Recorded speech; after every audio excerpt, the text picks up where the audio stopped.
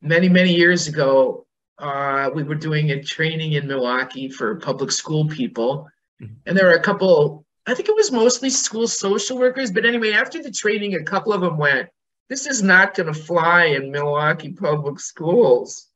Oh, we're going to have to start our own school." Well, they did. What ended up happening is the kids got so into circle. And basically, this school was kids who either got kicked out of Milwaukee public schools, or just were having a lot of troubles, just weren't really fitting into the traditional in public school. And so what eventually happened is the kids were training the kids on restorative practices in circle. The kids would call circles during the day and say, "Well, we got a problem here." And they had a circle room. One of the main teachers from that school ended up going to Harvard to get her PhD in education. Tina, amazing woman. And because of that, there was a connection. The kids went to Harvard to teach the PhD candidates what circle was and what it meant to them and how it was helping in their school. The circle, if you look at it as a way of being, so the goal is to be in circle when you're not in circle.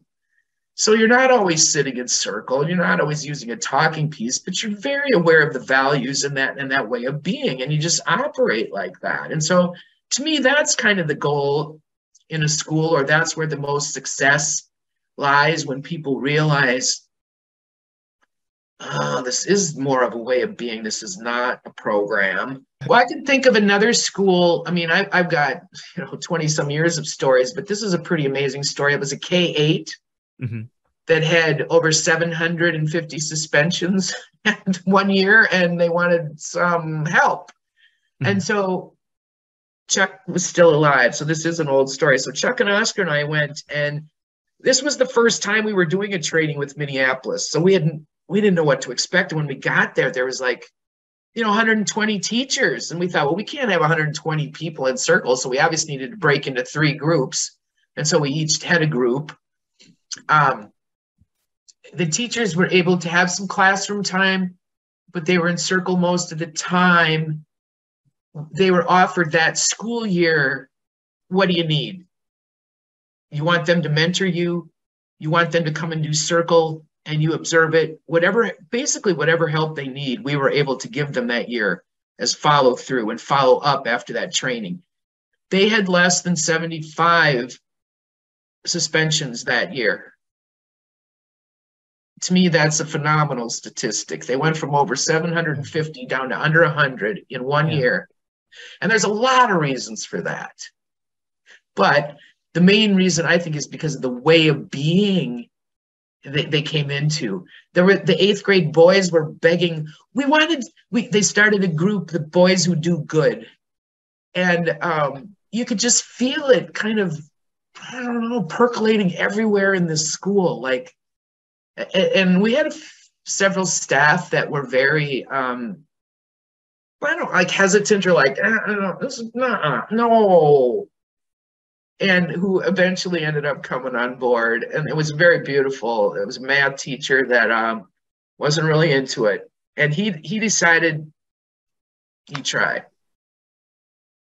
He did not teach on Fridays. He taught Monday through Thursday, and he did circle on Fridays.